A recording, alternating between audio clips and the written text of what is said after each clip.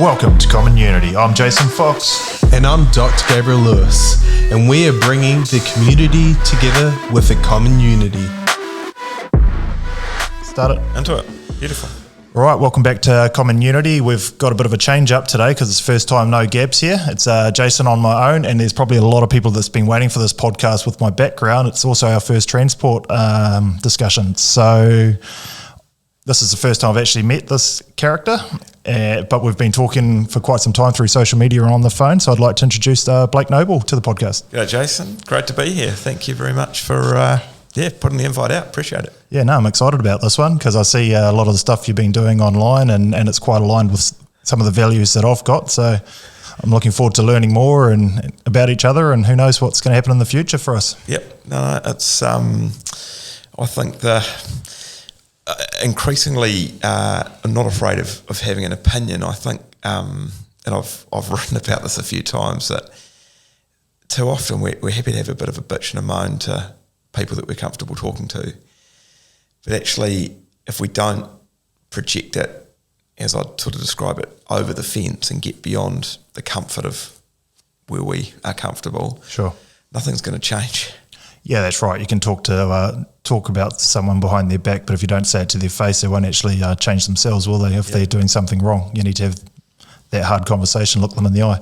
And I've actually just had in the last week, a pretty humorous thing has happened where I did a monthly column in New Zealand Trucking magazine, and I have the view that no one reads it. It's just something I do, and if one person reads it, that's fantastic. And in the last column that I'd written, it was about a piece of roading near where I'm based in Warkworth that had a car had a bridge, quite a significant bridge on State Highway 1, and it's about 6 months ago, and this piece of Armco on the bridge has just sat.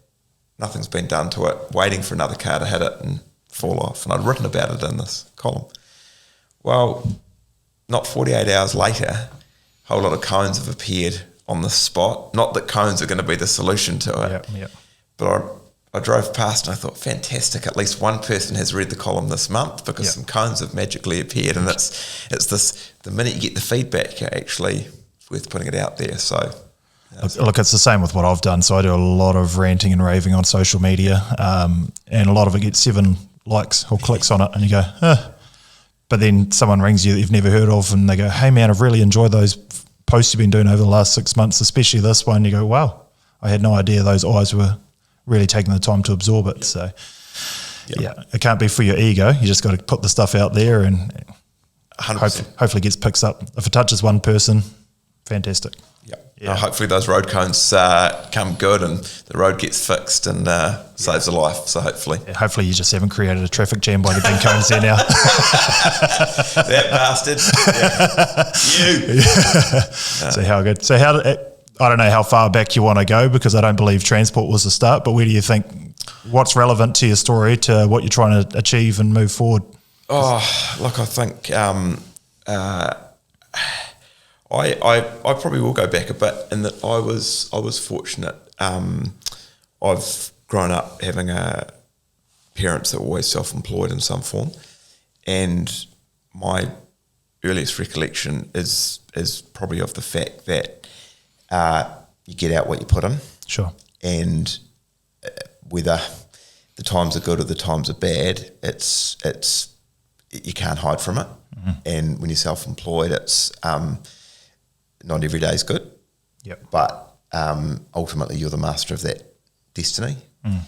And so as long as I've been around, the intention was always to be self-employed, as it were, and a business owner. And I think, that comes in so many forms, whether it's someone wanting to be a tradesperson, have a big corporate business, be a farmer, whatever it is. Self-employment takes so many forms and fits for so many different people. For me, that had always been about having team and somewhat and an organisation doing something, not working by myself. I want to be part of something, as keep it. So I spent 15 years working in a family business with my sister and my father. Okay. And which has its unique challenges, quirks. And there's some great things. Anyone that's been in a family business knows the uniqueness of the honesty of communication, which at times is an immensely valuable thing. You just, it's that, it's kind of the psychic powers that you just have each other's backs and things just happen and you can read each other. Sure. And but there's also the flip side of that where things can all get a bit close and a bit tight. And I left that business a couple of times and came back. And for me, the real turning point, I went to I'd never been to university, never really studied. I'd done 6 months at university out of school, and it was like we weren't meant to be together. It was that You and me relationship. both. Yeah. And the thing is, at school, everyone went to university and it's what you do, but my view now on that, which I'll talk about later, is quite different. Everyone's got their right. There's a real shift on that currently. Yeah, Because and for good reason. Yeah. It's all out of date for starters, but carry on. It is, yeah. Well, we'll come back to it's something that I'm really hot on. And so done that. Early 30s, I had this real chip on my shoulder that I'd not been to university. And it was an inferiority thing, but just sort of a benchmarking thing. And you see people putting out about their MBAs and their degrees, and some people really, it's a big thing. And for me, it was curiosity, I think, more than anything. I decided to go and do broadly a short course at University of Michigan in the States. Oh, wow. And it was a 6-week long, pretty intense program. The university has a hotel and you live there for 6 weeks, and 6.5 days a week you're just getting taught business. And this was a group of about 30 of us from all around the world. I was the youngest by about 20 years. People from Asia, South America, Australia, Canada, States. And it was all male, all in their 50s, and all of them with this major chip on their shoulder about never having gone and done their own thing. Sure. And were stuck in this rut. Had the big mortgage, had the kids at private schools, they were earning lots, but didn't really have a life that they wanted. Yeah. And I just remember being there going, man, I was 32 at the time, 33. Like, this isn't what I want to be. And that was the kick and the ask that I needed to go. I'm really comfortable in the family business at the moment. I enjoy what I do, but actually I don't want to be that guy in 15, 20 years' time and go, what could have been? Yeah, well, they say you'll never regret on your deathbed, you'll never regret what you failed at, but you will regret what you didn't try, right? 100%. Yeah. And I think it's that you need, and everyone has a different experience, but you need to be in some situation where it's just this, it hits you in the face and you go, man, this isn't what I want. Yeah. As good as your life may be. And that for me was the real catalyst of coming back and going, I need to do what I actually want to be doing. Yeah. And I'd always harboured this desire to have trucks. And I mean, many days of many weeks, I wish I had never had that desire to own trucks. You're not alone, probably. Yeah.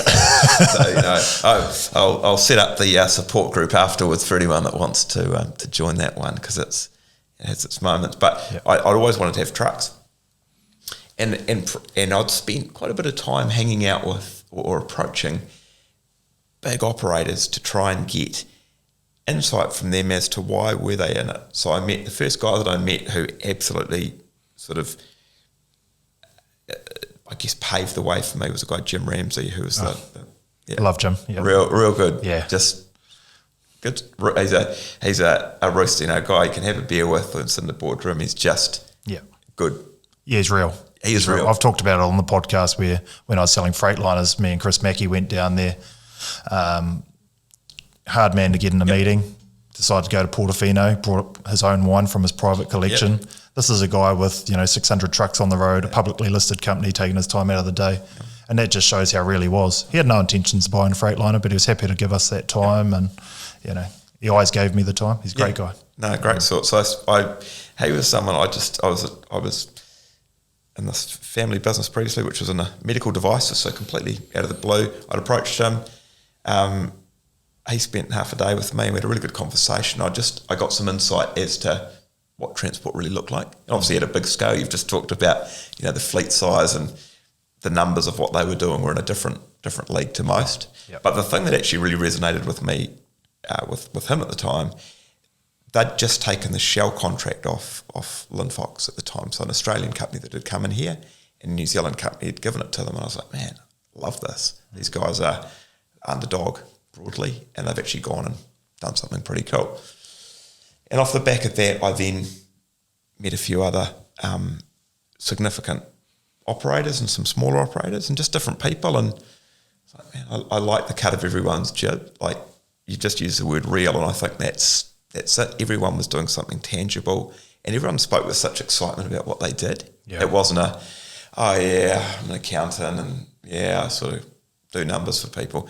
Everyone was, we moved this, and this is why we do it, and we do this, and there was the passion there that you could just see, and you must see it in the operators. Oh, absolutely. There's diesel in the veins, like they say, right? But also what you're saying is no one's pretentious. No. Yeah. And, interestingly, I would have approached 30 people. This is prior to being in transport. I had 2 people say no. I won't name them. But are 2 people who, with me now in the industry, I can see they're 2 people that I probably wouldn't have learnt anything from. Yep. And people who probably an arrogance to them that actually what I experienced at that initial... It's to their detriment. Yep. And that rejection is actually them and no loss. 100%. Without being too arrogant about it. But it's interesting, the Jim Ramseys of the world, the genuine, real people, as you just said, they may have had no intention of doing anything with you, but they've got the respect and the courtesy to actually give you the time of day. And it goes a long way. Yep. And New Zealand's a small world. You just said to me, before how much, say you do a lot of work in Christchurch, the South Island. People are a long way from that, but they know your reputation, reliability, that sort of stuff. It counts, and people talk. Yeah, it's only an hour and a half on a plane too if you did need to get down there. 100%. Yeah. And we do live in a small world. I mean, it's the expression, but New Zealand is a small place. Yeah, yeah. It actually staggers me how connected. You talk to someone, we used to be in business with this person and we've done work for them. It very quickly sheets back to a pretty small environment.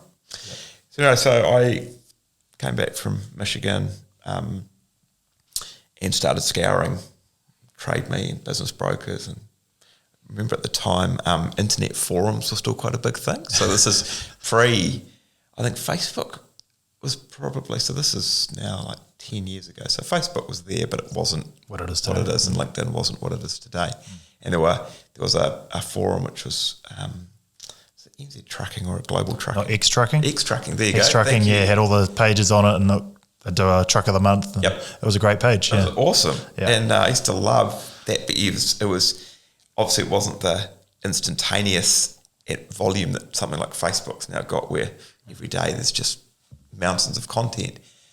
Exactly. That truck of the month used to go and think, wow, this thing. Yeah. But the photos were done properly. It was done well. Really well done. Yeah, the feeds were just random, but the content that they put out was really done well. And I remember I put a post on there about I was looking to buy a business, and all this stuff came out, and there were livestock companies and logging and general freight and all this sort of stuff. And ultimately, Transcon that I've ended up buying was the first business that I looked at, and it was on Trade Me through a business broker. And I remember going and looking at it and the numbers and everything and going, man, this thing is terrible. Like, everything just feels, it's like a time warp. Nothing against the business, but just transport and what I was seeing was like, man, this is pretty outdated. Yeah. And it was the first business I looked at, and I was like, there's no way we can make this work, not at all. Went and looked at another 10 businesses all around the country. All the same thing. Yep. Almost to this day. Yep. And I came back to Transcon. I was like, turns out it wasn't so bad after all. And I was living only 45 minutes from where this business is based. And I was like, actually, whatever I choose or whatever I buy here, it's going to be a rough diamond. It doesn't matter the sector, mode of transport. It's going to need a whole lot of love.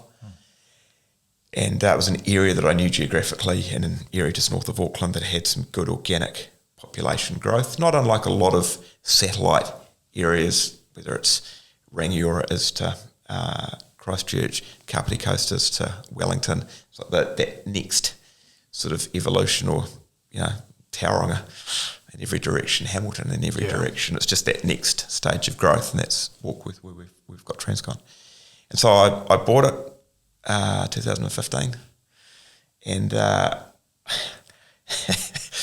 wish I knew then what I know now in terms of just how steep the learning curve was going to be, coming from a pretty clean and orderly sector to a 24, well, not quite 24/7, but certainly a 7-day-a-week business.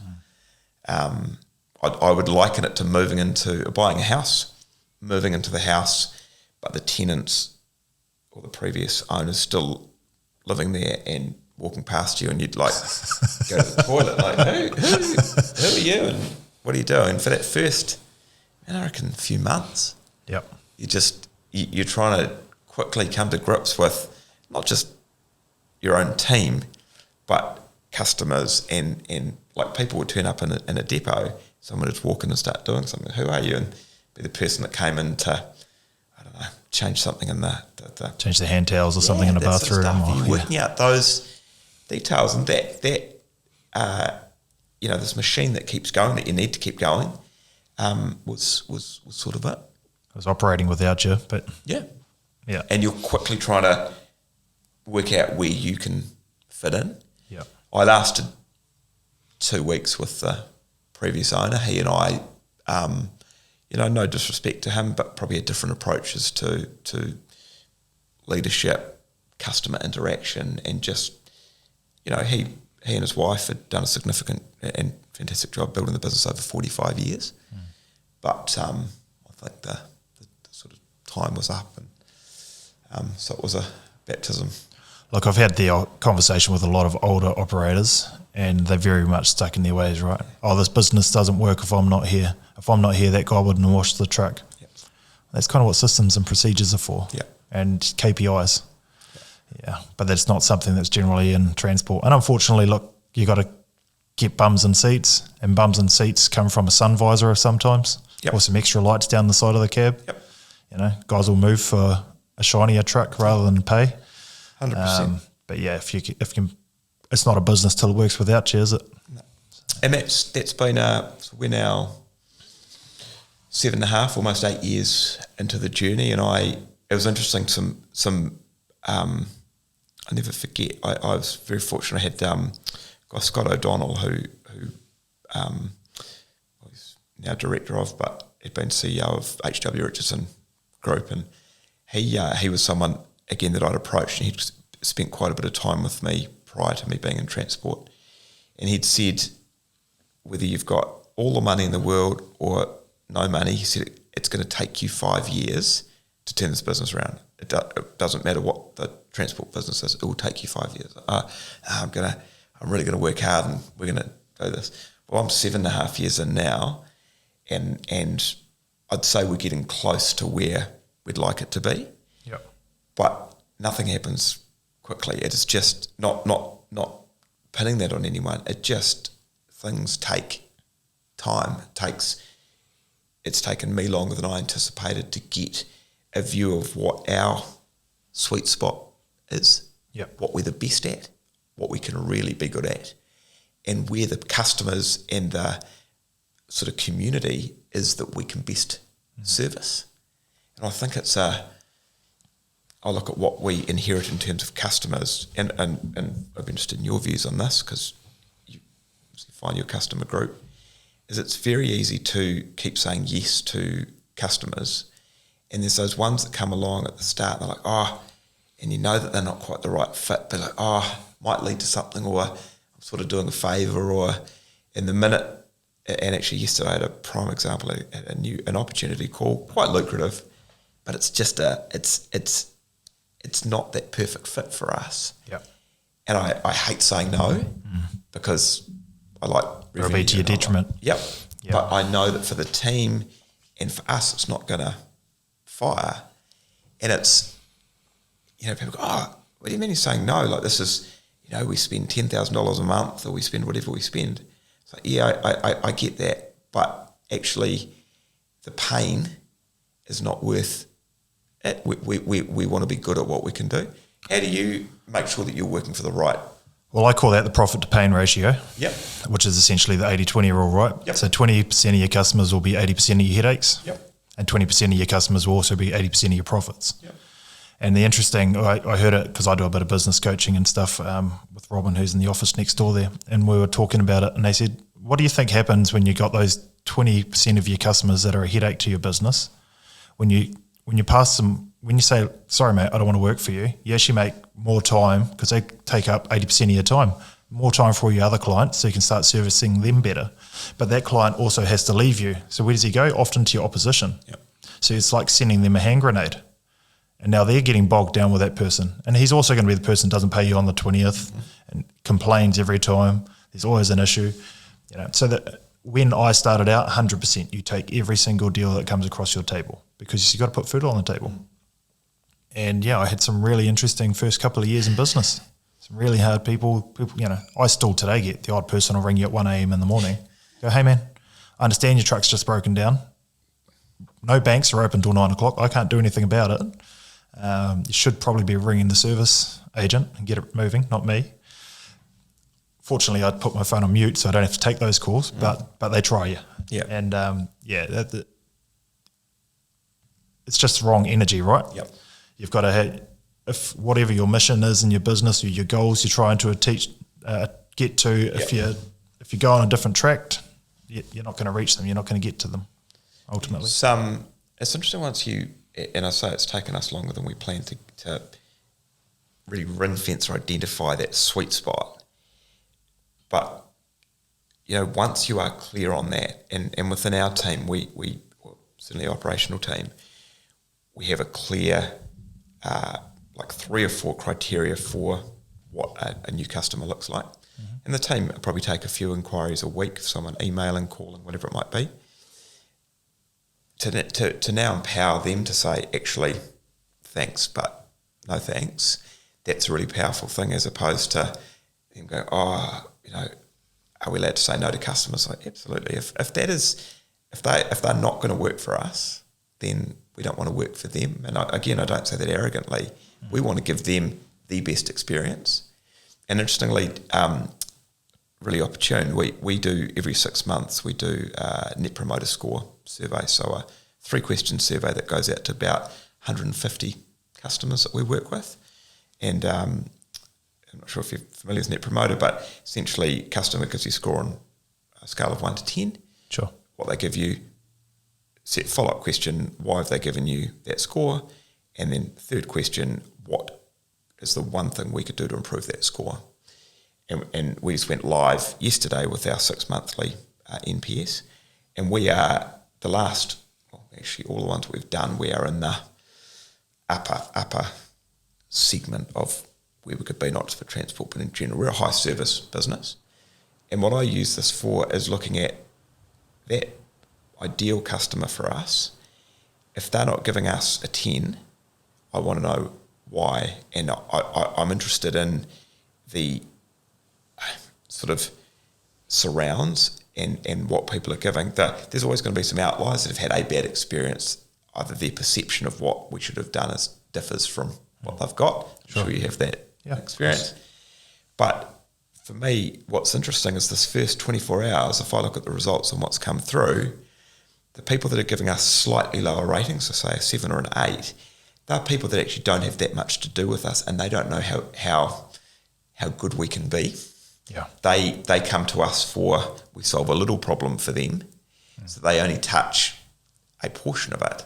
But if they were a more engaged customer, or we were doing more for them, then we could make them a 10. And I see those ones as a real opportunity where I say, actually, if you could give us more work, I guarantee that we will impress or delight you more than you see now. You think we're an 8, we'll make a 10 out of you. Not because we're going to suddenly do more, you're just going to get to see more of us. And that's the what excites me. And I think if I look at transport, people don't take enough time to actually review or take that feedback. You hear of so many operators that have had a contract for a long period of time, or not a contract, they've had a customer for a long period of time, and out of the blue, that customer disappears and they just didn't see it coming. Yeah. And you ask them or you talk to them, have there been some dialogue? Oh, yeah, but, that's just them being like that, or, that's having a bad day, as opposed to going, hold on, like... Yeah, it's always someone else's fault. Yeah. Yeah. And what's below that surface? Have you given them the opportunity to independently give you this feedback? Get someone else to go and have a chat to them, or talk to them in a different context and setting. And every time, even the customers of ours that are giving us these 9s and 10s, which are fantastic, invariably they also give us feedback as to something else we could be doing that would enhance the interaction and relationship we have with them. And it's not something we're not doing, it's just something else we could be doing. Yeah, if sure. that makes sense, like an extension of the service. And it's invaluable. It's shared widely with our team, verbatim. It's just invaluable. Well, that can come down to spec a truck and everything, can't it? Because you might find out that actually 25% of your customers want you to have a tail lift and stuff like that. So all of a sudden you go, hey, we got the wrong truck here. We need to put this on. And a lot of it is small, like really fine tuning. Yeah. Really fine tuning. Or alternatively, it's someone that doesn't know that we already do something else because we've never told them. Sure. And I had a great example of this when I bought Transcon. I spent the first 6 months out knocking on doors, meeting customers, as you do. And I went to see this customer, they're a produce grower, supermarkets right through the country. And I was like, man, this is a really prominent brand. And I could see that we did about $500 a month for them. I thought, this is something's not right. And they were right in our neighbourhood. Sure. Like, right in the neighbourhood. Went to see the owner and he said, look, I'd love to do more with you, but the 12 years that we've been in operation, no one's ever come to see us. We don't know what you do. And within a couple of months, they were doing $15,000 a month with us. Yep. And it's just that, again, it's that lesson. You need something to actually hit you in the face sometimes to go, ding. Yeah. If we don't tell, people don't know. And I guess we're seeing with social media, and we're doing podcasts now to tell people more about the world. But just that lesson for me of that, just so powerful. If customers don't know what you do, pretty hard for them to use you. Yeah, for sure. How do you can't sell a secret, can you? We can't. Yeah. And interestingly, the previous owner of Transcon had always been marketing and telling people too much about yourself. That's just showing off.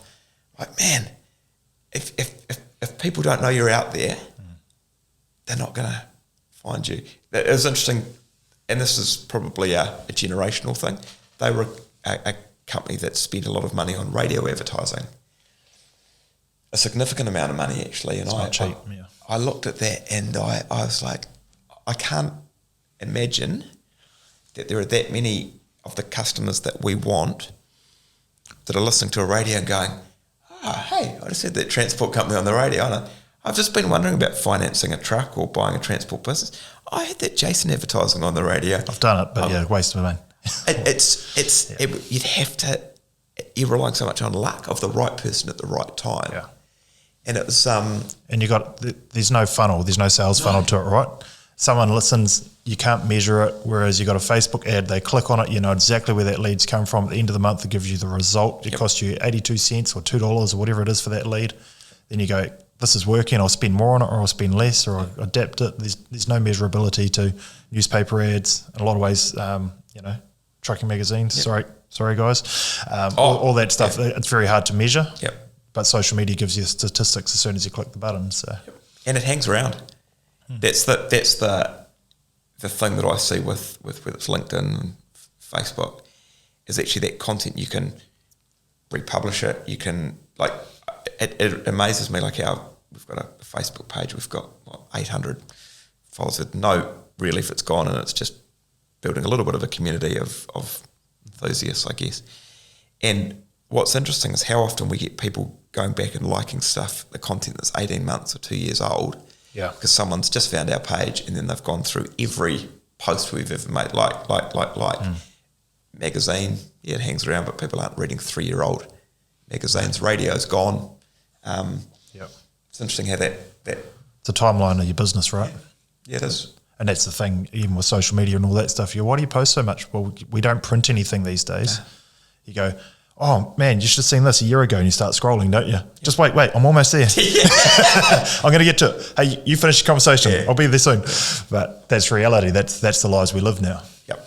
It's, and for me, particularly with LinkedIn, I wouldn't say I'm a massive user of it, but I'm increasingly aware of the value that I see in actually being able to broadcast certain things and making sure that anything I put on there is something that I think is significant enough and meaningful enough. In the first instance, to me, I'm not telling someone what I had for breakfast or something that is actually... I just have my own gauge of what I find that interesting, and maybe no one else will, but to me, in the first instance, that's what I want to put out there. And, there's some, I guess as a result, I'm more conscious of making sure that when I do, it's considered and there's some thought to what goes into it. And actually probably the biggest LinkedIn post that I've ever had was one, it would have been June, July this year, had a new truck come into our fleet, and I took my son for a ride in it and got he must be almost 2 at the time, and got his little capsule car seat thing up in the passenger seat of the truck, and took him for a couple of laps around the block, and that post, like both in terms of numbers but also reach, it was the first thing I had that went to Japan, it went to the States, it went to Germany. It was all within truck, sort of within Daimler and Fezzo and all that network. And it sold me on the value of actually, if you put some, I guess, more personal stuff out there and actually show a bit more behind the facade, people want to see that stuff. It's telling the story. Yeah, it is. I mean, some of the greatest ads that I remember growing up, I think it was like Mainland or Anchor, there was that story of it was like a family, and you saw them grow up over many years, and it was always about the milk and them having breakfast sort of thing, and you saw different incidents. Like, it tells a story. And if what you're posting there is just hey, please call me, it's important that you call me, you're not adding any value to that person's day. But if you're doing a post that's like, here's my son, fantastic, he's a father straight away. 2, this is really great because we need more young people coming through the industry. So this is how it happens. There's kids in trucks, all those little things. They go, yeah, good on you for doing it, putting it out there, normalising it. Yeah, I held off putting the tantrum photos on at the point that he got pulled out of the cab. That was, well, not pulled out, but when he had to get down, that wasn't his favourite moment. And I can only imagine for a 2-year-old going from playing with, he's got a little Tykes truck that he drives around in, and he's got his horn and stuff, to then, like, he'd never been, like he'd seen photos of trucks that Daddy had, but he'd never seen something pull up like this. Just the scale and the context of it. So I wasn't surprised he was a bit upset, but it's that, and actually the thing that's come off the back of that, he's not long started going to creche, and one of the teachers at creche had found out that we had some trucks. And so in the process of organising, taking a truck into creche for these kids to see it. They love it. Because it's the normalising thing. It's like fire engines and all those things that they see in the community, or an ambulance or a police car. Man, I've got an opportunity here to take, not for rides, but 40 kids to come and have a look at this big thing that would otherwise be a scary thing on the road. Yeah. And that's a peeve of mine. I hate that. Big scary truck on the road. I swear to you that the trucks that we're putting on the road now, and most fleets are going on the road, from a technology and a safety perspective, would out safety. That's not a term, but I'll use it in this context. Makes sense. Majority of the cars on the road. 100%. Remarkable, actually. Well, let's actually have a look at, we talk about all these crashes around the country and how bad our roading is. Let's have a look at the cars that are on the side of the road. Bored tyres, stuffed shocks, Yep. No warrant or rego probably half the time. You just drive anywhere down State Highway and look at the cars on the side of the road. Half of them probably stolen, but whatever they are, you very rarely see a 2019 Audi or a 2015 Commodore. Yep. Even a Commodore's outdated old technology, but everything now brakes for you. It beeps you if you're going over the lines. Like, you don't see those cars crashing. And it's we in June this year we'd been trialling them, but we did a full rollout of in-cab cameras for all the trucks. So two-way cameras facing driver and facing forward, and that all the guys have got a manual trigger in the truck. So if they see something that's debatable, it grabs 10 seconds of footage prior to the event, and then keeps recording. And I thought, we'll get the occasional idiot, and it'll be some pretty borderline stuff, but nothing too bad. Honestly, seldom does a day go by. So we're a fleet of 16 trucks out there, so we're not massive by any stretch.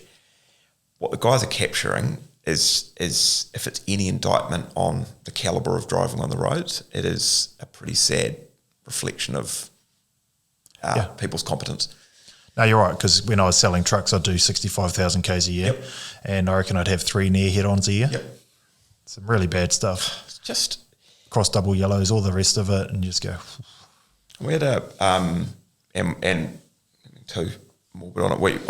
We had this was a sadly not a unique experience because it's incredibly common. We were involved in our first and hopefully last, touch wood, fatal accident last June, and that for me was a real not turning point, but a real realisation of the risks that our team are exposed to on the road, and the probably the state of our roading infrastructure. So this was on an 80k zones open road, just south of Warkworth, so a little bit north of Auckland. Nothing down the middle, no barrier, nothing. So just obviously a coat of paint there to protect everyone. A driver coming the other direction, sadly, intentionally, drove under a truck, which I didn't even realise prior to that was a thing, but turns out is a thing. Yeah, more common than you think. Remarkably. And I just remember our driver thankfully was broadly uninjured, and it was a small car that went under a tractor unit, big unit. I remember the driver calling and hearing the message saying, a car sort of hit the front of the truck. I thought, that's fine, the truck will be fine, because quite often... Yeah, it's a graze on the bumper. Nonchalant. It is a sort of just scratch, we'll knock it out broadly or polish it out. Anyway, a couple of photos came through WhatsApp, and I was like, holy shit, this is a proper event. You see some debris and some blood and stuff. I was like, man, this is... and I just remember, I think I was probably more in shock than... the driver fortunately didn't see what had gone on, and he sort of got whisked away quite quickly by some people on scene. But I remember thinking just afterwards, man, what the team are exposed to, and it was certainly a catalyst for cameras, but it reinforced the need for investing in newer equipment, technology, and the value. Even things like airbags, and seatbelts. Actually, when I bought Transcon, we still had a couple of trucks that didn't have seatbelts in them, because up until the 90s, wasn't required to have seatbelts. Or air suspension seats. The belts were part of the cab, so they'd yank you every time you went over a bump. They'd pull on you, wouldn't they? Until they integrated them. So that sort of basic technology, EBS and all sorts of stuff that's now just a matter of course. But it really highlighted to me the value of that. And the truck got a pretty major hit, got rebuilt. But yeah, opened my eyes to that, and tragically, the nature of that incident. When I spoke to the insurance investigator that sort of looks at the context of the event, that investigator had 4 events of the same nature on his desk at the time, and that in itself really opened my eyes, and that not just about the transport risk. I mean, there's that in terms of going for transport operators. I feel for them that I would not wish that on anyone. Yep. But as a broader indictment on where we're at, we've obviously just had Gumboot Friday, which has been, I from my perspective, has probably had the most, I reckon, sort of groundswell with it. There seems to be a lot of awareness around. Oh, Mike King's doing a fantastic Isn't he? job. Incredible. He came and spoke here at Portataro, and my dad's partner's a member, so we got to speak, and we picked on each other for quite some time, had some good banter, but his story is real. Yeah. And again, he's not hiding anything. It's warts and all. I was an alcoholic. I had this. I thought about taking my own life. Someone stopped me. He's very compassionate, and I'm sure you saw the post that he had on the rock the other day where he broke down, and the poor guy's broken. I was just going to say that he is, I don't know if irony is the right word, but that a guy fighting for this is actually broken himself, putting up the fight for it. It's I don't have the solution. I don't think anyone strictly does. I think everyone has the intent of just making things better. But it does sicken me, and this is my own stuff really, but the misguided expenditure we're seeing at a central government level at the moment, and all sorts of things. Just coming down here this morning, with almost $400 million that's going into merging TVNZ and Radio New Zealand that the government already owns, that no one even watches anymore. No. Everyone's on Netflix. It's all out of date, but it's this possession thing. Yeah. That 400 million, whether it would be redeployed to help firefighters, nurses, mental health. I've got my wife's a doctor, works in a DHB, and I know that just the stress that comes with being in those environments, that money that's going into a TVNZ thing is just unbelievable. But I don't know if it's a COVID thing or what's happened, but $100 million seems to have become this insignificant amount where it's just a throwaway. You know how hard it is for someone to get $1 million of credit, let alone the government to write a cheque for 100 or 400 or 500 million. And billions have just become. It's $1 billion a day, isn't it? Yeah. It's like you always come back to the Austin Powers, the $1 million. That was the magnitude of this fund. Well, $1 billion has now become this insignificant amount. Drop in a bucket. Yeah. Yet we also hear from the likes of Mike King that actually a relatively insignificant amount of money, if you use $1 billion as the gauge, how little money would actually fix or start to fix some of these. Yeah, he's 500 million a year, isn't he? 100 grand a day or something. Is it? Yeah. I think it was 100 grand a day or a week. Might have been 52 million. But yeah, it's a drip in the bucket to save all these kids. And look, I've got friends whose kids have tried to take their lives in the last 12 months and stuff, and 9 months before they had a phone call from someone, we've got some counselling for you. Well, they'd had another attempt in that time. And there is nothing to stop it. The only thing that stops is that we actually normalise the conversation, make people feel okay to come and have that conversation if they're feeling that way. Yeah. But yeah, it's a hard one. And when you go back to the police or your drivers and all the rest of it, you get the PTSD there too, don't you? That you got to work your way around. Yeah. Do you know that the group that I really take my hat off to in a local context for us, and this goes on all around the country, are the volunteer firefighters. So this day in June that we had this fatal accident, where we are and work with, we're within range of hearing the siren go off at the local fire station, and you hear it and you go, what's happened now? Unbeknownst, it's actually one of your trucks, which is not, in hindsight, a nice thing ever. But you hear it, you know that people are dropping their tools, dropping whatever they're doing and going to do it. Those guys and girls go to the scene of this event, don't know what they're going to, do it.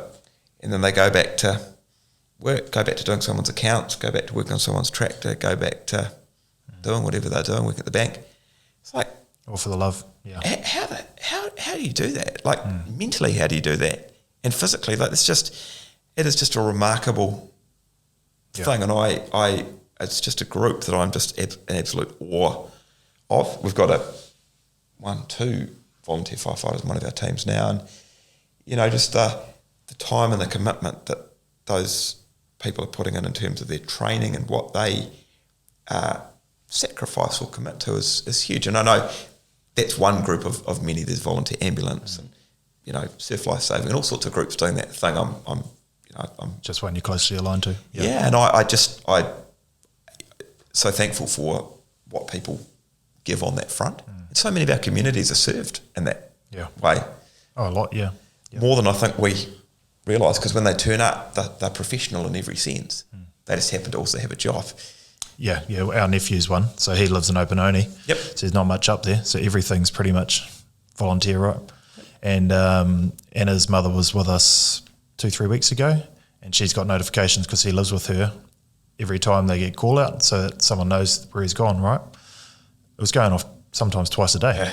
And that's up Opanoni, where there's only a very, very small population. And you're a long way from any other help, really, aren't you? Yeah, you are. Back of beyond there. So, like you say, what do you have to give up? Well, if there's a fire or a major car accident and someone's dying on the side of the road, you can't really be at a party on Saturday night on the piss, because that's when it's going to happen. Yep. Like, there's all those things, yeah. It's huge. So it's exposure to that. But, I guess the whole safety thing is something that's there. And for me, and I've put some of the stuff online, I think I've written about it, is a real peeve for me around any publicity when there's a truck involved in an accident.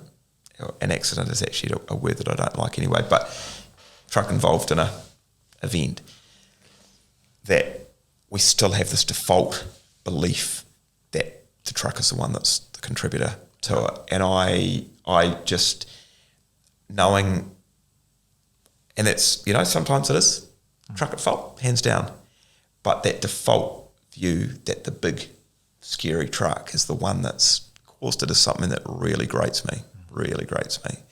I know the training and the time and the technology, the oversight that goes into our team, and even the fatigue management.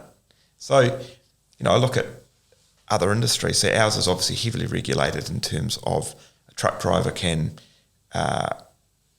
work on a logbook. They can work 14 hours a day. Broadly, there's some technicalities within that, but broadly from when they start to when they finish with breaks in their 14 hours. Somehow that's heavily legislated, but we've got the likes of doctors and nurses that can do 16 and 18-hour shifts. Yeah, they've got someone wide open. Yep. We've got other, I think, police officers doing some 16-hour shifts, but that's not legislated, so that's okay to do it. We've got other people on the road that can, and there've been some very nasty accidents in recent periods where people have worked all day, then driven through the night to be at something, and then there's been a major accident and fatigue's been blamed on it. That sort of stuff really staggers me. And I don't get me wrong, the fatigue management with our drivers I'm all in favour of, because I've seen it firsthand in terms of those guys have worked 10, 12, 14 hours doing some pretty physical tasks at times. They are shattered. Yeah, of course. And you need a break, and you need to, change your scene and your setting and surroundings. But it's sort of, they can then go and jump in their car and no rules apply, and they can go and do what they want. It's a funny setting how we have that. We heavily legislate one group, but others. The other thing when you're a professional driver is muscle memory comes into a lot of that too, right? Like, I know myself, I haven't really driven trucks. I got my class 5 and all the rest for selling trucks, but I've never really gone out and with the goods and service and worked them. But the amount of kilometres that I've done over the years on the road, I see stuff happening well before it's happening, because you're just aware to the circumstances. You go, all right, I've seen this kind of driver before, I can see how this is going to end, so you pull back a bit or whatever it is. Those guys, again, 70 hours a week that they're operating, they've got a bit of a experience on the roads. Yeah. That's where it's been interesting with the cameras on the trucks. That's where it's been interesting. We've had a couple of reasonably experienced members of our team have just not been involved in anything bad, but just a couple of things that it's picked up that's been a real prompt for sometimes some bad habits in that muscle memory context. Some bad habits also form in terms of just routines or things that might be. We've had a couple getting in and out of the truck has actually been a thing. They've just jumped out, sort of thing. Yep. And as they've aged, actually they can't jump up and climb quite like they did. And we've had a couple of injuries like that. That actually, these guys are fantastic at driving the truck, but actually getting in and out's become the problem, or making sure safe, grab handles are well marked and in the right place, and all that sort of stuff. 3 points of contact at all times, all that stuff. Yeah. Or a guy getting hit in the nose with a curtain pole because they do it. They're so used to it. They jump on another truck to do something. They grab it. So, shit! Didn't realise that was a spring-loaded one. Boom. We get not complacent, but we forget all the prompts to look for. But no, you're right. There's certainly when you're doing 70 hours a week of something, there's that whole. You would probably read the book about the outliers, about that whole 10,000 hour. Are you familiar with the 10,000 hour concept? And you can be a master at anything if you do 10,000 hours of it, which is essentially 5 years, isn't it? Close to. Yep. And I think we've got guys in the team that have been driving for 40 years. There's some things that they just can do naturally, like the guy, the road ranger, the holy grail of being a truck driver. Basically it. Can you or can you not? It's the guys that can. You can kind of see it. We've got a group of our team that can operate them and a group that can't. Yep. And the ones that have been taught properly, it doesn't matter which truck has got the road ranger in it, they can get it and they can make it work within a few minutes. And it's that sort of thing. It sticks. It's the bicycle mentality. It's going to be an interesting thing over time. Increasingly, obviously, automatic trucks, but the technology, what falls off, hopefully not literally, but what falls off as technology does more and more. Yeah, well, if you go to EV, there's not going to be a 18-speed transmission there, is there? So there's going to be some vast changes. Yep. But it's different challenges then. Yeah. So yeah. So obviously you brought Transcon. It was a very stale business. I can tell you've really transformed it. So systems and procedures got to have been a big part of that. Yeah. Because you're standing here with me today. You're not sitting there swearing at your drivers. Technology, to be honest, I think someone that I really respect, and unfortunately he passed away last year in a very unfortunate incident, but Outside Transport, a very, very successful New Zealand exporter, a family friend who'd always said, I'd always looked at him and go, man, you do things so well. He goes, Blake, at the heart of it, I'm incredibly lazy. I want to do the least amount and get the greatest impact from it. And that wasn't him saying I'm lazy in the sense of I want to sleep all day. Saying I want to be the biggest bang. Yep. And I want to have the biggest impact that I can with the least amount of just hours. Yeah. And the least amount of waste, and rework and all that stuff. And I guess from day dot with Transcon, that has been my philosophy, is I only want to touch what I can add value to. And that doesn't mean that I haven't done it. I have, I've spent a year dispatching trucks. I've spent more than time that I planned driving trucks. I've spent time doing everything in the business. But I'm not the best person to be doing that. And the skill set that I have for the business is in automation, simplification and growth of it. That is what I know that I am good at, but also what I enjoy. And I think it's a key thing. It doesn't matter what business you're in, is making sure that you are doing the tasks that you get satisfaction from doing. Because if you don't, why do it? Yeah, and I've got many mates, even one of them's got a publicly listed company, and he goes, well, what was the success of your company? Oh man, I hired this manager or GM or a director, and they took the business from X to X. You find where you are. If you're, unfortunately, everyone owns a business, and say you're an engineer, I'm the most talented engineer, I can TIG weld like this, and I can spin this, and I can do that. Yep. I'm going to start my own business. Fantastic. What do you know about business? I'm a really good engineer. Yeah. And unfortunately, cool. Get going, get some people, and then get someone in to manage your business and grow your business, and you stay on the floor if that's where you're good. Yep. But too many people get stuck, and unfortunately that's transport, right? I get a contract, I've got 1 truck, all of a sudden I got 5 trucks. No one's actually really taught me accounting, ins and outs, all the rest of it. I don't know health and safety procedures. I'm not interested in that stuff. I just want my name on the door and I want to operate. Yep. I remember hearing this long time ago story about 3M, the company that post-it notes and almost everything. Yeah, almost everything. It was American business. They were one of the few in the world on the Fortune 500, I guess, is the sort of listing, the ranking that they were within, where the CEO wasn't the highest paid person in the company. And at the time, it was this whole thing about the most valuable person in the company shouldn't necessarily just rise to the top or to that leadership role solely because they're the one. And they had this guy, and I've long since forgotten his name, but essentially he was the guy that held or had developed the most patented products in the company. He was a scientist in a general sense at heart. They knew that he was most valuable to 3M, not managing sales targets and units.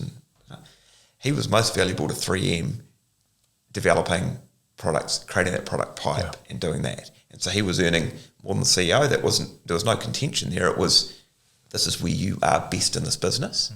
But there's not, a lot of people wouldn't have an ego that would allow, or don't have an ego that allows that sort of structure to occur. Yeah. It's quite a radical, I think it's fantastic. I love that concept. But I think for me, absolutely is about having the right people in the right places. Yeah. Probably the thing that really changed it for me in terms of Transcon and that step, about 2 years into having Transcon, I went through a divorce, and which wasn't what I'd planned when I bought the business. I kind of had enough on your plate, and that it just something. It's a common one with transport, unfortunately. Yeah, and happened. It was probably, I shouldn't say it was the best thing that happened, but it was the right thing to happen. And, when you've got a challenging relationship, you don't realise how much energy it is taking away for anyone that's been through that. And what that basically for me was a recalibration of going, man, I don't want to be here 7 days a week, and I'm not thinking how I should. I'm not getting this right. And so I gave myself a pay cut, quite significant, and said, bugger it, I need someone between me and the nuts and bolts. I need to focus on actually getting the business working right. And I need to get someone come in that is actually good at just rallying the troops and just getting shit done day to day. And I found a great guy for that, local guy, come out of a family business in transport. And that for me was a really transformative thing. I could just, I didn't have to be there every hour of every day. Yeah. And I could actually, it's a big thing, it's that trust and that confidence that it's not going to burn down if you're not there. Let go.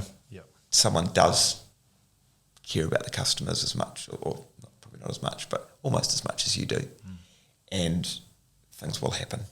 Yeah. And there's that transition of, it's hard because trusting other people is not an easy thing when it's like, it's your name on the personal guarantee with the bank or the finance provider, it's your name on the lease, it's your name on whatever it is, and it's a leap. But that for me was just, I'd at that point, if someone had come along and written me a pretty simple check to buy the business, I could have taken it. It really was. I was exhausted, drained. Yeah, and it took a bit of time, not out, but just was able to back off a bit and focus on me. And that whole thing of leadership, if you're not sort of across yourself, you can't lead others. No, you just can't, and it shows.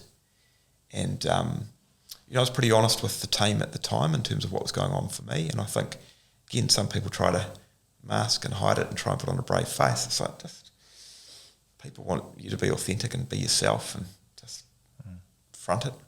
Sure. And that was, we went through that and came out the other side. So that was a transformative thing. And off the back of that, I think just really accelerated technology, and recruited hard for the right people, not the available person. Yeah.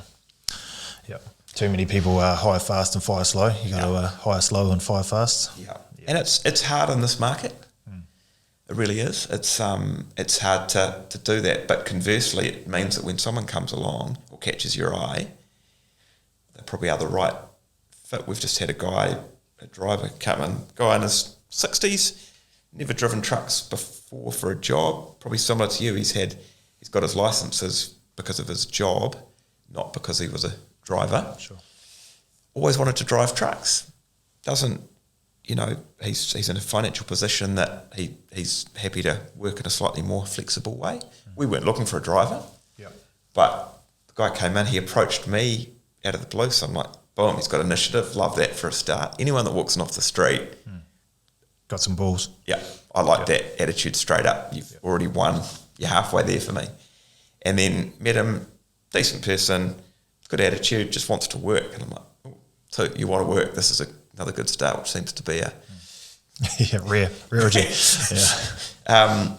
And flexibility, he's like, yeah, you tell me where you got some gaps. And it's like, I know that I don't have experience, I'll be in the oldest truck. It's like, man, who are you and where did you come from and how do we clone you? This is like, you haven't I'll buy more old trucks. Yeah. And it's, that he starts tomorrow, actually, this guy. This has all happened the last week and a half. And it's that situation where you find a place for talent that presents itself and you go, actually, yeah, we can use this. As opposed to going, oh, man, if we advertise, I know I'm going to get 20 people that are going to, hopefully I'm going to get 20 people that apply. 10 of them will be in Hamilton. They don't even know where Warkworth is. That generally is half of it. And then the others are wanting $50 an hour to work 10 hours a week and only work every second Tuesday in the third month. We've got an amazing team. We've built a team, predominantly a group that aren't truck drivers, I should say. Sure. They're guys that like driving, but they weren't career truck drivers. We've done a lot of, I'm happy to spend money on driving instruction. We pay for all the licenses, all the training, and our team, the more senior drivers, really happy to put the guys through to get them from their 2 to 4 and then 4 to 5. Sounds like we've got good culture. Yeah, we do. And you've got to spend money. You've got to be prepared to do it. I hate when I hear younger guys or say guys come in and say, oh, it's so expensive to get your license. Man, you shouldn't be wearing that cost. And I'll probably get shot by some operators for saying that. But yes, it's a part of having your trade. But if we value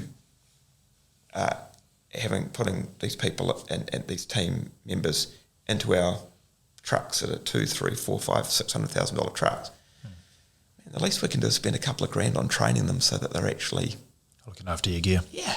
Because that's the biggest complaint. I can't find anywhere. I'd rather park my trucks up because it's just getting damaged. Yeah. So we are prepared to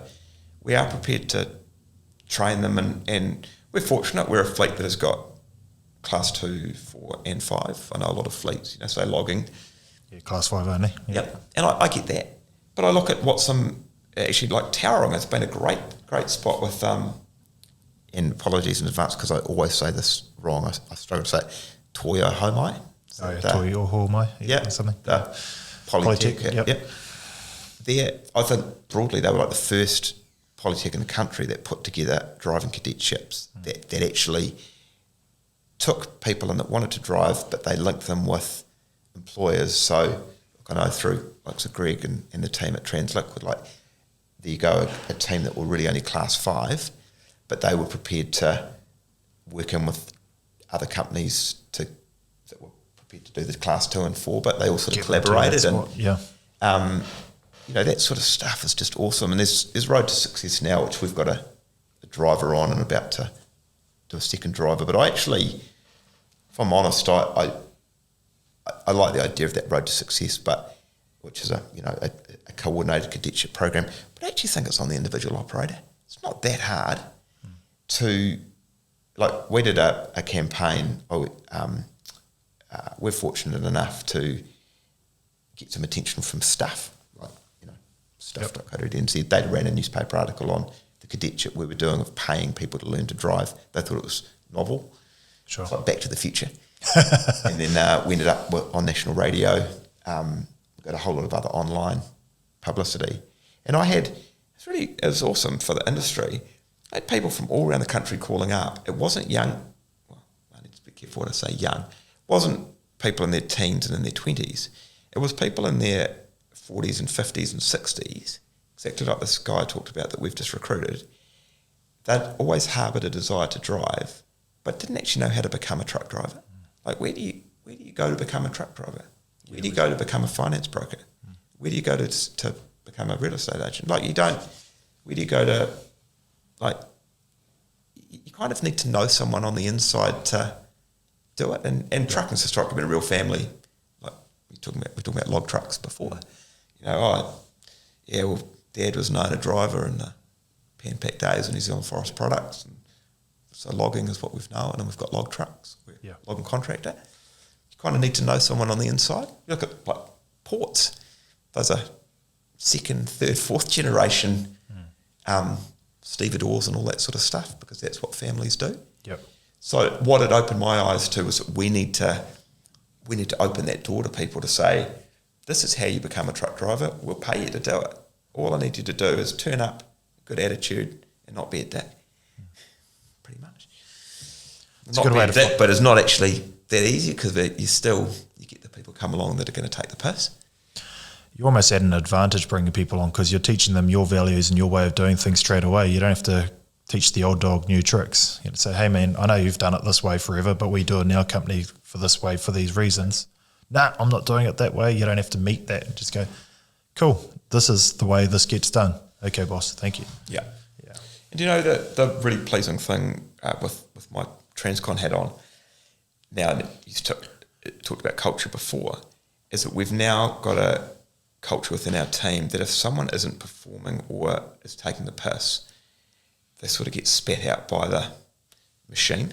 Yep. It's not on me to call them up. Everyone else sort of lets them know they're not performing.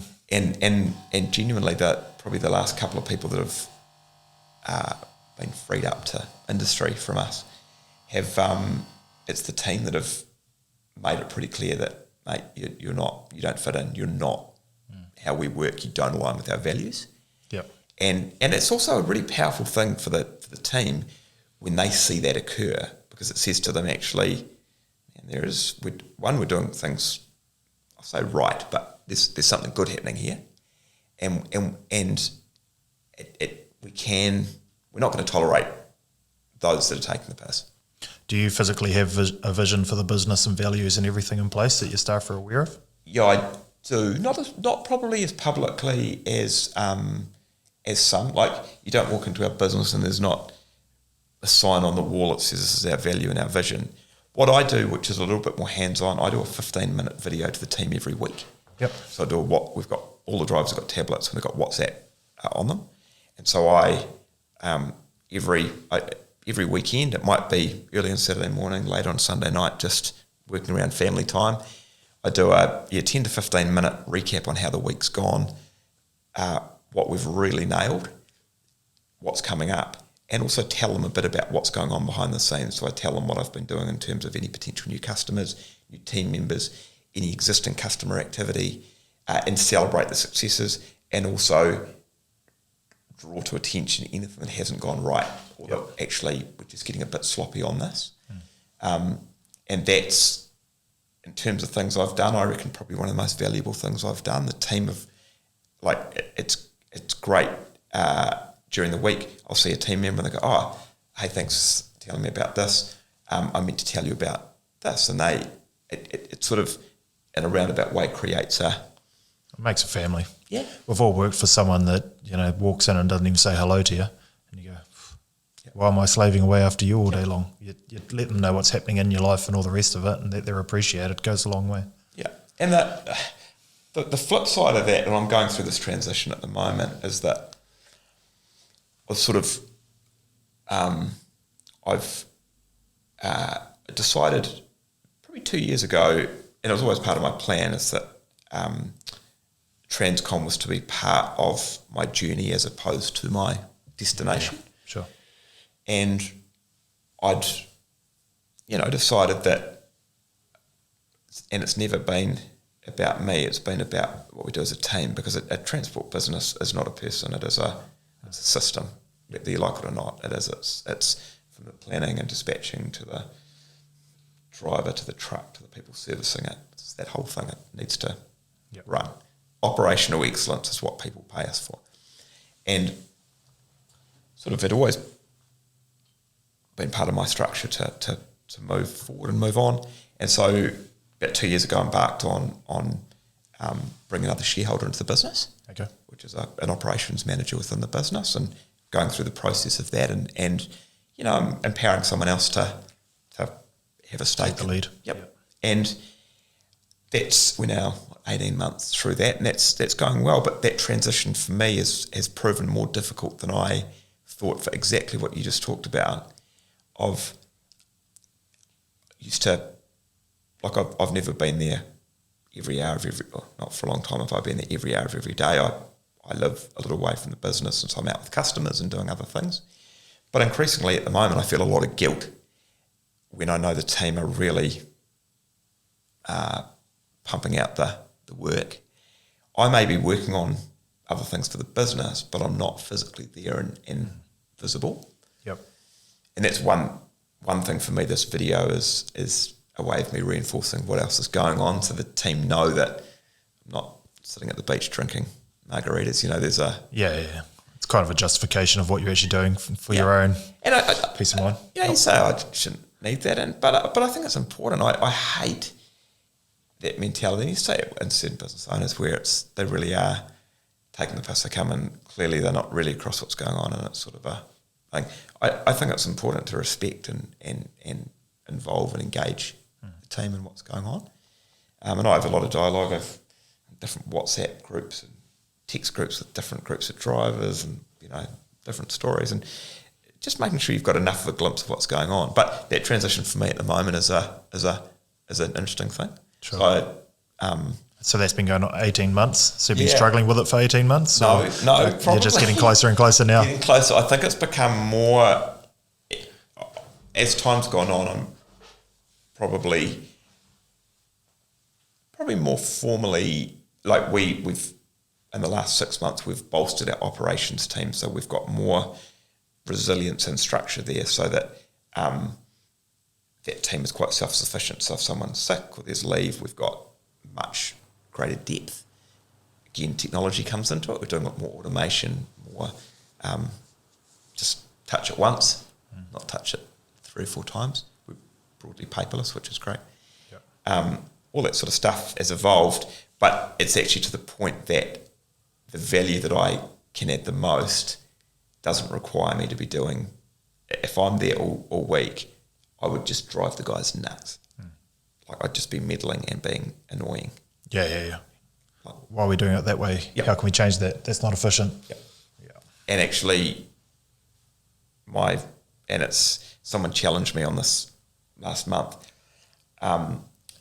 Sort of a guy that does some accounting related work with me said, why don't you just not look at anything, see if you can go the month without looking at the daily progress. And I used to look at like our transport management system and revenue and daily stuff. And I'd be looking at it multiple times per day, how's the day tracking and stuff. And what do you want to say? I get excitement from that. I'm like, oh man, that customers come back and all this stuff. And I managed to do it in October. We had a record month. And so I'm hoping that that's now set the tone that if I don't look at it, we're going to have a record month. So if that can be the thing, but it's the funny, it's that simple. Ignore everything. Yeah. Don't look. She'll be right. Blindfolds. Yeah. And actually, we're I know just anecdotally that November's in good shape, but it's building that confidence in your own self that the systems and the people and the culture will endure without you. And it's a transition, it's a step. Yeah. And probably the thing that's galvanised it for me and helped me in April this year, I became a director of another transport business. A big one, I believe. Yeah, yes, a few trucks we got. So it's one called Hall's Cool Chain Logistics. So it's a refrigerated transport and storage provider, and we've got about 900 people within that team, a few hundred trucks, and coming into that, and just that's been a really significant learning for me. Not strictly in the context of the business operations, but actually for me in the what's entailed around culture and leadership, and I guess the value of structure around that. And also for me, coming as a director, not operationally, and that real clear division, is that the right word? Separation line between being granular and being micro and being macro is probably a better way to put it. Yeah, I mean, in that position, it's your role to think. You're not operational. You just come out with the big ideas and try and steer the ship, like you said earlier. Yep. And you've got 900 people underneath you to do all the rest of it, right? Yeah, and it's the tension, and it's a healthy tension. I don't say this in any negative sense. You've got a team that are there to run the business and lead the business, and we've got an awesome team there that's leading and running a really fantastic team. That they have got it in hand, and sort of balancing that of challenging them, but also supporting what they're doing, and not being drawn into, why are we not doing this? Or is that how we load those trucks? Or there's elements that you can bring, but it's a hard thing being a leader or even a parent, because it's exactly the same thing, right? Yeah. Why'd you do this? You've done this wrong versus, have you thought about doing it this way? Maybe you get a different result. Yeah. We're all led by emotion, and it's very hard to take yourself back, have a look at it from a wider perspective, sort of a bird's eye view, and go, or maybe how do we steer you in this direction for a different result? I see that. I mean, as you sort of have leaders that you're trying to develop within different businesses and things that I've been involved with, where it takes time to develop that awareness and that understanding of potentially the reasons or the background as to why someone's made a certain decision. It's so easy to look at things transactionally and go, man, I can't believe, what an idiot. What were they thinking when they did that? Or, man, they've done that again. But then actually having the presence of mind to try and get alongside and dig a bit deeper and go, actually, the reason that's happened is because of X, Y, Z, or maybe this is going on, or it's a relationship, or something else is going on in the business or outside the business. And doing it. I think that the biggest challenge that I struggle with, particularly in director setting, is patience. Yep. And we are human. Yeah. And when it's your own business or your own entity, you are, and I've always been like this. I'm used to being able to just shake the shit out of something until it happens. And if it's 10 o'clock at night, I want to make something happen. Oh man, I'm going to jump online. I can do this, or I can. I've solved it.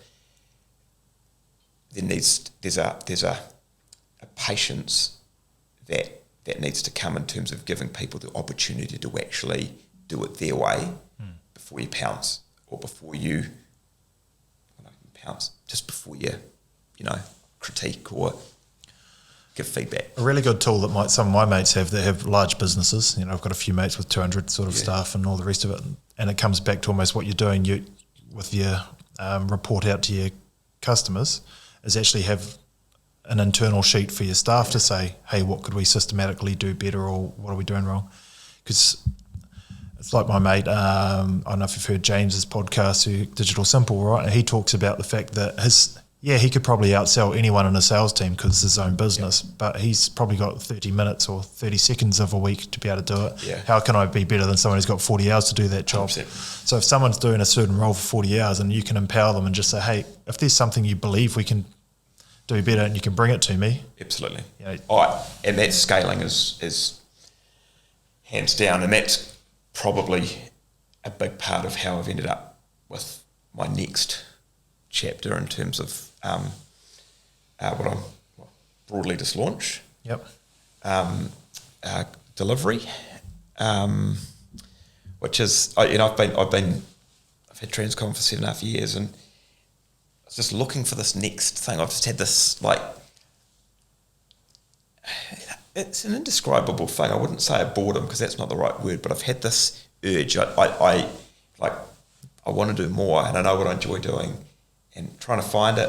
And, I've spoken to you previously about trying to buy another business, and I've looked at a couple, and we've made offers on a couple, and ultimately I just decided that actually it's not actually what I want to do. I've enjoyed the process with Transcon, and I love the business. I love the customers. I love the team. I love the energy and the inertia of what we do. I love that. But actually what I really want to do is help other people on that journey. Yeah. And it's something that in a roundabout way can be scaled of, for what I can put a couple of days, a month into someone's business. If I'm only working at a certain level, I look at the impact that I think I could have. And that's not just me. I just mean that an individual who's got a much smaller focus on just making a certain thing happen, there's going to be a lot more value in that. And in transport in particular, you'll have clients like this, that where it's not that people don't know what to do, they are just so short of either mental capacity or physical capacity to actually get to it. I think time's a big one, and this is where Profitable Pathways has been born, right? The amount of customers that come to me and say, oh, my wife was doing the taxes and I just found out we haven't paid tax for the last 2 years. I thought we had money there. I can't put road users on my truck. I've parked my truck up for this reason. I haven't been looking at the accounts. This is where it's been born. It's like, I'm going to do your bookkeeping, and we're going to do it at such a high level that you'll be forecasted every single month. We'll be paying your taxes as you go. We'll be helping you put the money aside for the engine that is going to blow within the next 12 months. It's going to happen. It's not a surprise. Engines blow. Prepare for it. Put the money aside and just take it out of their hands. Yeah. And then from there, husband and wife don't have to argue over the little things in the business. Might cost you $700 or $800 to employ me if you're a small business or something, but mum can go to work and earn $5,000 a month. You're actually better off. Now she's got a purpose because she's working with friends and got some other things.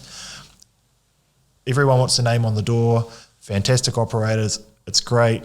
Yes, you are better off owning your own truck, but only if it's run correctly. Yeah. So if I can take that all out of your hands, fantastic. So that's step one.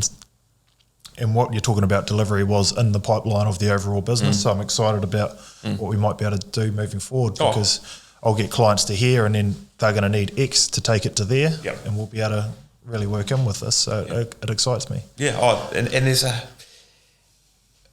actually, before we started recording, obviously we were talking about the tragedy of businesses broadly being dissolved, not in a bad setting, but essentially just selling up and walking away from the goodwill and the sadness that I actually have is walking away from the legacy of the brand.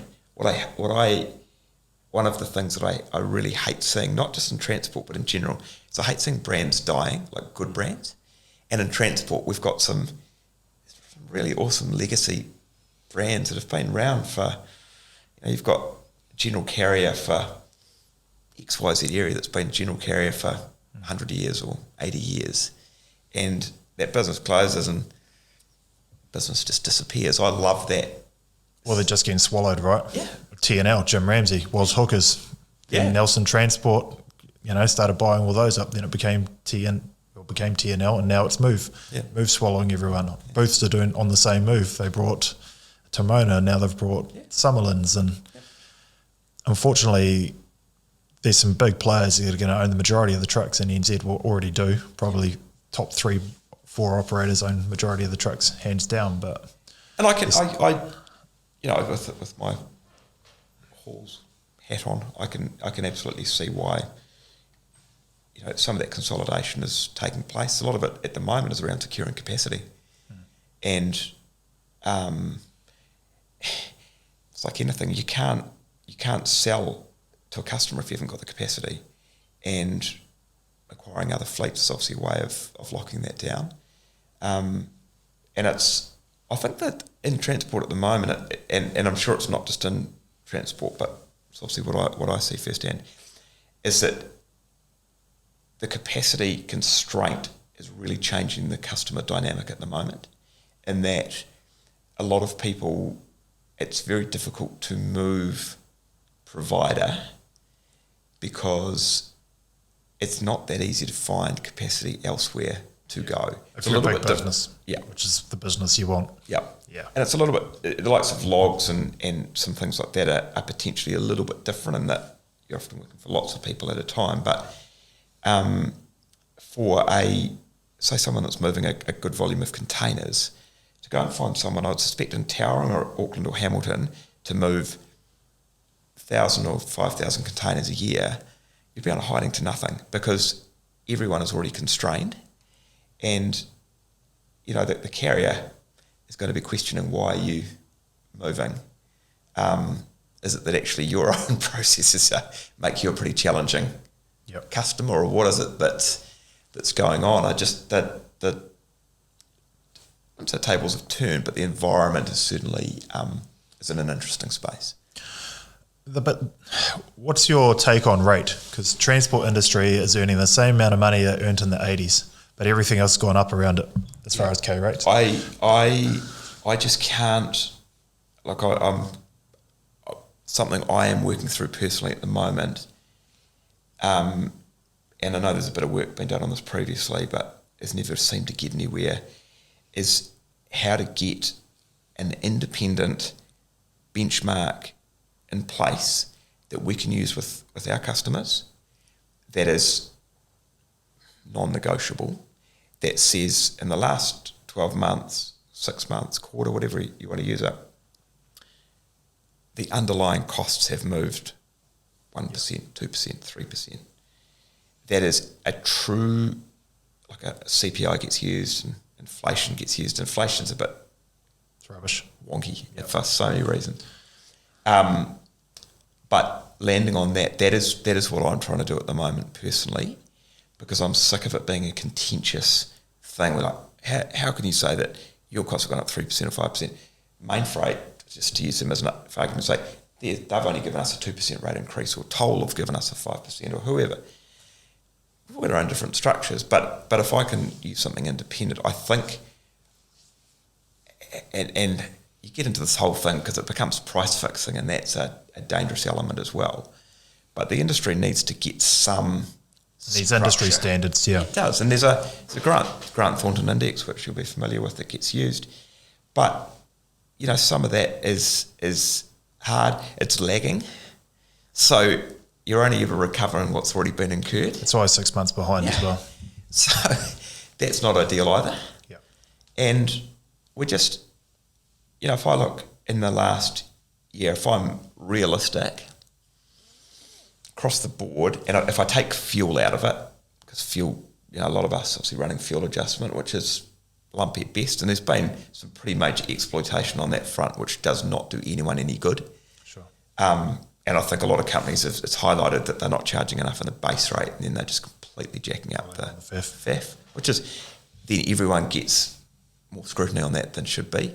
FAF should be a good structure, but it needs to be fair. Yep. It's like give and take. There's a simple math for it, but if people are abusing it, changing the percentages, it swings pretty quickly over a big fleet. Yeah. But on the other stuff, I think realistically we are. It's been wages, definitely that's significant, but it's been the other underlying things like lease costs, cost of capital, R&M costs are through the roof. And that's not. I don't blame anyone per se. That's increased labour rates for them. Part costs are way up, not 5 or 10%. They're up to 30 and 40%. Everything kind of leaps. I would suspect that if I really wanted to go and do it, we should be somewhere around 10%. But if I went out tomorrow and put 10% on our rates, that would come at a cost to our business. 10%? What? Must be. Yeah, I'll go down the road. You're taking the piss. And this is the issue, is as soon as someone's tried to bump their rate up, there's always someone who's been willing to do it cheaper. So the industry's been its own worst enemy for a number of years. I do, in certain laneways and formats, I would suspect there's not enough capacity there for people to shop around. And I don't say that, again, in an anti-competitive way. I just say that people would struggle to find someone at the moment. And it's for so many reasons. It's one, driver shortage, but getting equipment is just impossible. Yeah. Like, you know, as my Transcon hat on, we, for the last few years, we've put on 2 to 3 new trucks a year. And I've got nothing on order at the moment, intentionally, but if I wanted to, now I'd be looking 18 to 24 months out. I don't know what's going to happen in 6 months' time, let alone 24 months' time. Yeah, and if you have an accident or something and you've got to replace one, you're up the creek. Yeah. Yeah. So, and the second-hand market's completely gone because people are holding equipment because they can't get new equipment. So it's... And no one sells a truck under $1 million case, so do you actually want to be in a modern fleet, bringing that in? You know, so for us, all the new gear we've put on the last 12 months, we've kept the old trucks, excuse me. And it's been invaluable because we can't rent trucks because the demand on the likes of TR Group and those guys is as great as ever. They've got no rental gear because it's spoken for. So, again, nothing against them. Everyone's in the same boat. Yeah. Going back to the costing thing, I actually think within 2 to 3 years, I'll probably be with Profitable Pathways, if I can make a success of the business, be the person that has all that data. Because if I have every industry in New Zealand using our services, and I can collect kilometre data, I can break everything down to a K rate, what the industry averages are. I'll be able to see who's a good operator, a bad operator, and that data is going to be useful because that's a big part for me of what I want to do to this industry is I want to see people succeed. Yep. I want to see people making money. I want to see new gear going on the road, Yeah. not engines getting replaced or trying to raise finance to pay a tax bill. Yep. I want to see everyone doing well because they work the hours, they work hard. Yeah. You've got to pay near $800,000 to put a truck on trailer on the road these days. You're spending that kind of money, you've got to get a good return for your efforts. Yeah, I agree. It's interestingly on the cost thing, there was you might have seen the University of Waikato study that's been done historically. Are you familiar with that? Have you seen that? Not sure if I have. So probably thought it'll well and truly predate me. I want to say that since the 90s, maybe early 2000s, University of Waikato has done it every 2 years. They've done a cost survey of the industry. Okay. And they basically would get, it was previously members of the Road Transport Forum, to submit their accounts in a certain form, and then University of Waikato would interrogate them, and you could look at them. So you could I think the turnover was under 2 million, 2 to 5, 5 to 10, over 10, and you could look at a whole lot of benchmarks. So what are their fuel, rucks, wages, key costs? And every 2 years you get a view on it and go, actually, that's interesting, that business, if I look at mine, and then it broke it down by metro, provincial, rural, that sort of stuff, you get a breakdown. To the industry's own, and this actually sums up, I'll use the word apathy because I think it's the best word for it. The participation in that has just gone, so I think the last time it was done, 60 people participated. It's not enough of a pool to actually get a snapshot. Like for me as a provincial carrier of X number of trucks, X revenue, it's I think last year there were 2 or 3 of us that submitted it.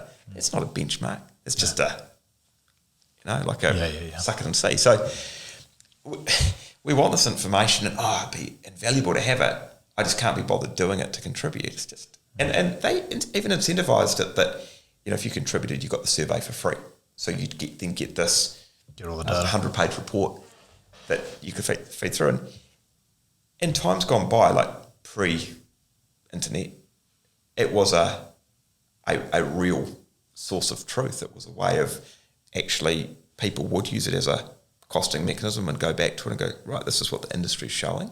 Yep. We've lost that. And I guess, it sounds like, the alignment of where you and I are both going is similar.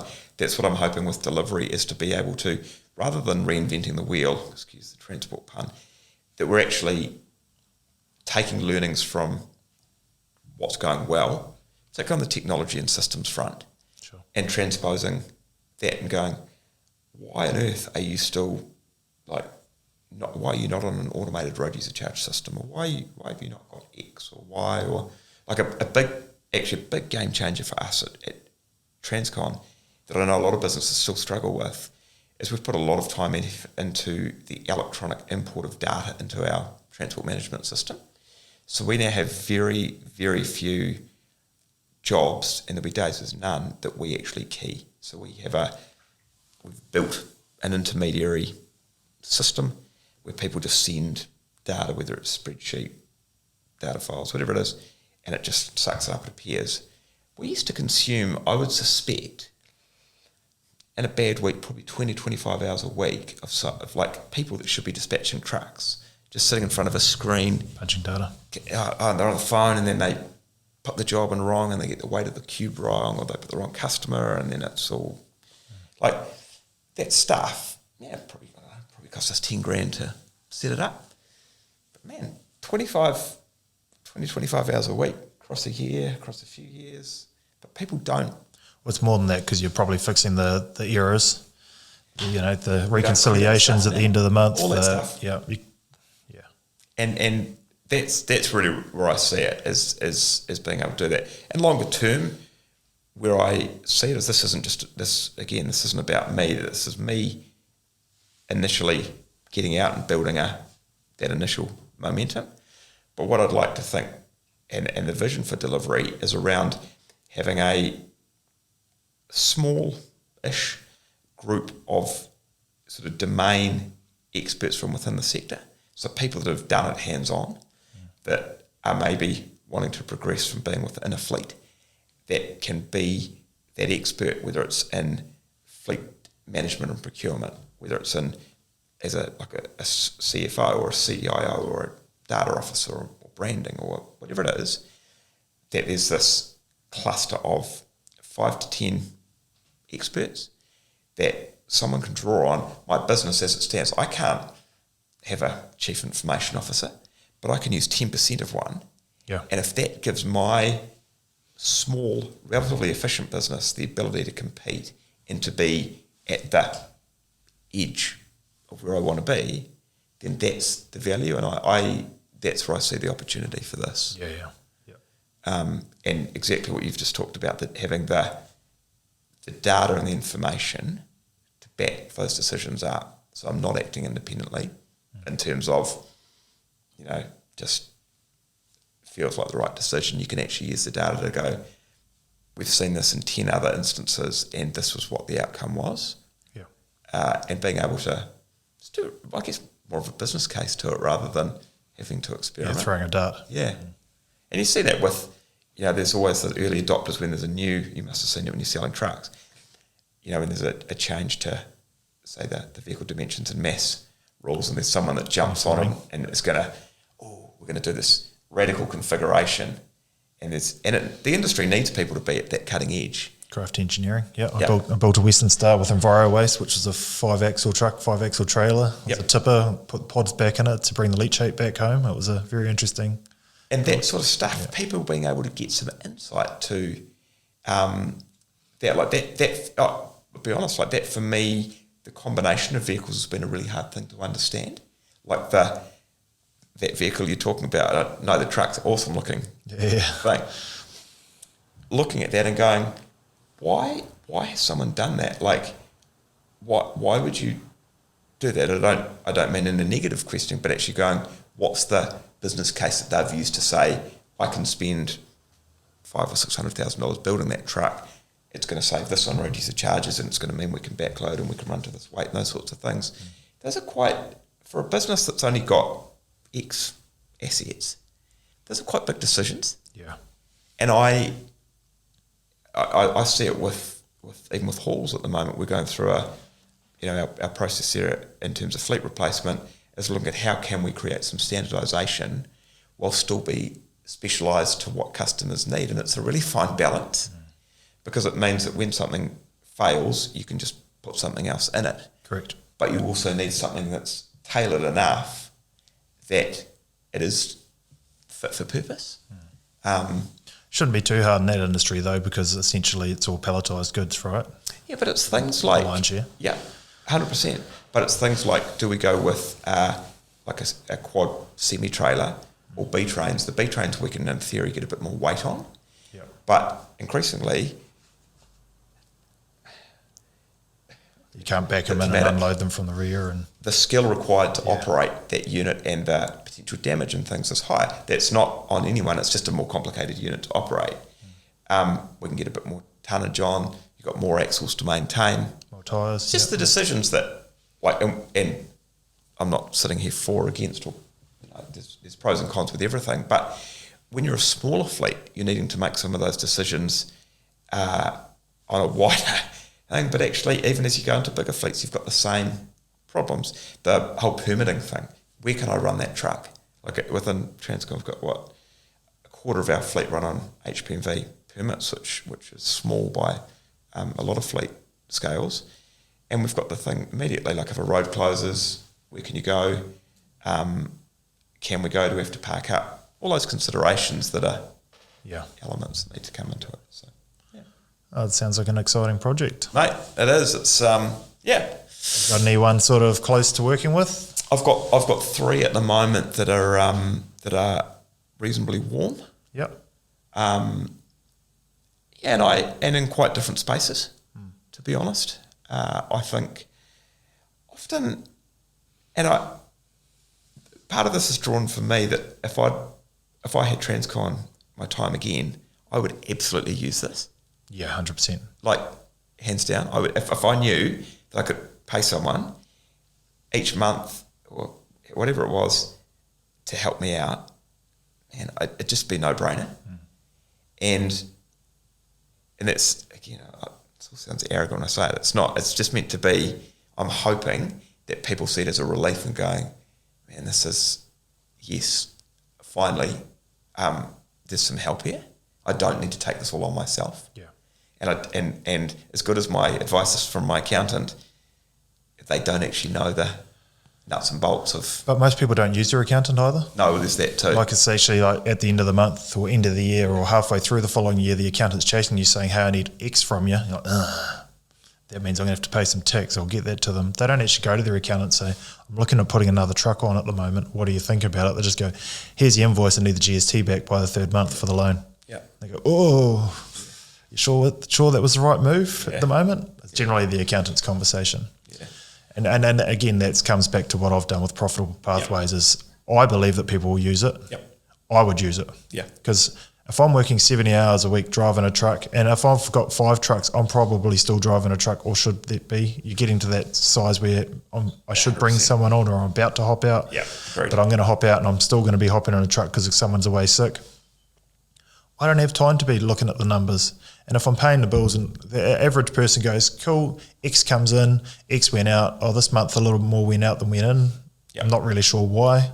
Or it looks like I spend a bit on fuel, but they're not breaking that down constantly. So to have someone at the end of each month go, that was a little bit higher than usual, or you're tracking a little bit low. I can see in March you're actually going to hit, you're going to run out of cash flow by March. Why don't we get some funding now? Because we know by August you'll be back on your feet, and we'll just get that in place before you start bouncing out payments. And just being the ambulance at the top of the cliff rather than the bottom of it. 100%. That's what I was just going to say. Like that for me, with this is probably the trick of finding businesses that are not, or that haven't already commenced the downward trajectory, and that are, have got ambitions and maybe just don't know the next step. Yep. And that's the key thing for me. But look, some of the inquiry to date has been from larger entities where, particularly some family related ones, where they struggle for independence. Yeah. And so to be able to bring someone in that actually understands their industry, has got some skin in the game elsewhere, and can take the emotion out of it, some of it, there's some value in that. And that's, it's, because it's an emotional thing. And I that's the, at the heart of this for me as well is you must come across the people that are just so down on it that they've actually forgotten why they're doing it. They're just over it.